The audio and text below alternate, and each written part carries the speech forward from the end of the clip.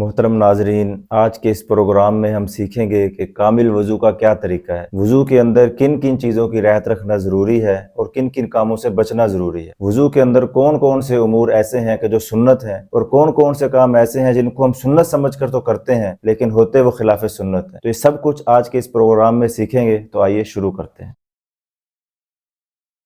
تو مولانا صاحب، آج ہم آپ سے ایسا سوال کریں گے جو دیکھنے میں تو سادہ اور عام ہے لیکن ہے بہت ضروری اور اہم، وہ یہ کہ کامل وضو کا کیا طریقہ ہے؟ بالکل ایسا ہی ہے کہ یہ سوال جتنا عام اور آسان معلوم ہوتا ہے کہ اتنا ہے نہیں، کیونکہ پورے دین کا دار و مدار اسی وضو پر ہے۔ وہ کیسے؟ وہ اس لیے کہ پورے دین کا دار و مدار نماز پر ہے کہ حدیث پاک کے اندر آتا ہے کہ جس شخص کی نماز اچھی اس کے باقی اعمال بھی اچھے ہیں۔ نماز برائی سے روکتی ہے، ان الصلاۃ تنہی عن الفحشاء والمنکر۔ تو گویا پورے دین کا دار و مدار کس پر ہے؟ نماز پر، اور نماز کا دار و مدار وضو پر ہے۔ وضو ہوگا تو نماز ہوگی، اگر وضو ہی نہیں ہے تو نماز کیسے؟ تو گویا کہ پورے دین کا دار و مدار کس پر آ گیا؟ وضو پر آ گیا کہ وضو جو ہے یہ صحیح ہو، کامل ہو۔ اور ہمارے معاشرے میں وضو کو سیریس لیا ہی نہیں جاتا کہ یہ تو کوئی سیکھنے والی چیز ہی نہیں ہے۔ بس بچپن میں جو وضو مسجد میں لوگوں کو کرتے ہوئے دیکھا ہے، بس وہی دیکھا اور وہیں سے ہی سیکھا ہم نے کہ یہ وضو کا طریقہ ہے، بس ہاتھ منہ دھونا اور بس یہ وضو ہے۔ علیحدہ سے علماء کے پاس جا کر قرآن و سنت کے مطابق وضو کرنا، یہ ہم سیکھتے ہی نہیں ہیں، نہ ہی اس کی ضرورت محسوس کرتے ہیں۔ اب مسجد میں جو سیکھا،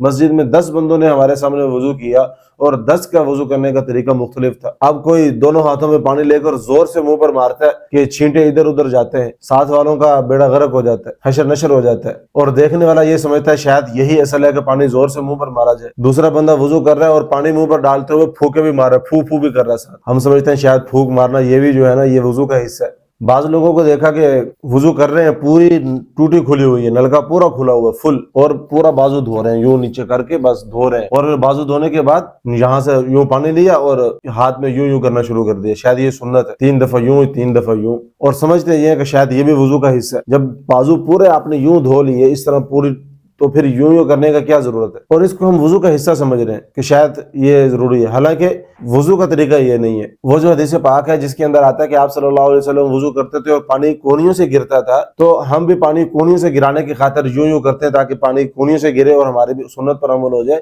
یہ سنت نہیں ہے۔ سنت طریقہ بازو دھونے کا یہ ہے، اس طرف سے بازو کو ہاتھ والی سائڈ سے دھونا شروع کیا جائے، اور پھر جب جہاں سے دھوئیں گے تو پانی کونیوں سے گرے گا، یوں پانی لو ہاتھ میں، یوں کر کے بازو کو پورے دھو لو، تو جب پورا دھوئیں گے بازو تو پانی آٹومیٹک کہاں سے گرے گا؟ کونیوں سے گرے گا۔ تو یہ سنت ہے، نہ یہ کہ یہاں سے پانی ڈالا پہلے یوں بازو دھو لیا سارا کر کے اور اس کے بعد جو ہے نا پھر یوں کر کے پانی یہاں سے گرایا اور یہ سنت پر عمل ہو گیا۔ یہ کوئی سنت ونت نہیں ہے۔ اور اسی طرح آپ نے دیکھا ہوگا کہ فل نلکا کھلا ہوا ہے اور آرام سے بیٹھے تسلی کے ساتھ مسح کر رہے ہیں اور ساتھ گپ شپ بھی چل رہی ہے، کوئی پتہ نہیں پانی کا ضیاع ہو رہا ہے۔ حدیث پاک کے اندر آتا ہے اگر نہر کے کنارے بیٹھ کر بھی وضو کرو تو پانی کے اندر اسراف نہ کرو، اور یہاں پوری ٹوٹی کھلی ہوئی ہے، بے دھڑک پانی استعمال کر رہے ہیں، کوئی پرواہ کوئی نہیں، اس کو ہم حرام ہی نہیں سمجھتے، حرام ہے، یہ گناہ ہے، پانی کا ضیاع ہے، یہ اس سے اجتناب بہت ضروری ہے۔ اور بعض دفعہ ہم وضو کے اندر اتنی بڑی بڑی غلطیاں کرتے ہیں کہ کامل وضو تو درکنار سرے سے وضو ہی نہیں ہوتا۔ وہ کیسے؟ کہ بعض دفعہ وضو کر رہے ہوتے ہیں، کونیاں یہاں سے خشک ہے، ہم کوئی پتہ نہیں ہے کہ بھئی ہمارا جگہ خشک رہ گئی ہے، ایڑیاں خشک رہ جاتی ہیں بعض دفعہ، عام طور پر سردیوں پر ٹھنڈا پانی ہوتا ہے اور جلدی ہوتی ہے وضو کرنے میں، تو کونیاں یہاں سے خشک رہ گئی، پیچھے سے ایڑیاں خشک رہ گئی۔ اب یہ چیزیں تو اس سے تو وضو ہی نہیں ہوتا۔ اور سب سے بڑی بات کہ ہمیں وضو کے اندر غسل اور مسح کا فرق معلوم نہیں ہے کہ غسل کسے کہتے ہیں اور مسح کسے کہتے ہیں۔ اللہ رب العزت نے قرآن کریم کے اندر جو حکم دیا ہے کہ فاغسلوا وجوہکم وایدیکم الی المرافق وامسحوا برؤوسکم وارجلکم الی الکعبین۔ اب یہاں پر دیکھیں 3 اعضاء کو اللہ رب العزت نے دھونے کا حکم دیا اور ایک عضو پر مسح کرنے کا حکم دیا۔ جب اللہ رب العزت 3 کو دھونے کا اور ایک کو مسح کا حکم دے رہے ہیں تو اس کا مطلب یہ ہے کہ نہ ہی چاروں کو دھونا ہے اور نہ ہی چاروں کا مسح کرنا ہے۔ دھونے والے اعضاء الگ ہیں، مسح والا عضو الگ ہے۔ اور ہم کیا کرتے ہیں کہ تھوڑا سا پانی لیا اور یوں آنکھوں پر مار لیا اور سائڈوں والی جگہ پر گیلا ہاتھ پھیر لیا، یعنی آدھے چہرے کو ہم نے دھو لیا اور آدھے چہرے کا ہم نے کیا کر لیا؟ مسح کر لیا۔ اب اللہ رب العزت قرآن کریم میں فرما رہے ہیں فاغسلوا وجوہکم، اپنے چہروں کو دھوو، اور ہم آدھے چہرے کو دھو رہے ہیں، آدھے چہرے کا مسح کر رہے ہیں۔ گھروں میں خواتین ہیں، وہ دوپٹہ ذرا زور سے لیا ہوتا ہے تو یہاں سے جو ہے نا یہ چیزیں ان کی جو ہے نا خشک رہ جاتی ہیں، یہاں پانی نہیں پڑتا، یا اگر پانی پڑتا ہے تو صرف گیلا کپڑا ٹچ ہوتا ہے، بس مسح ہوتا ہے۔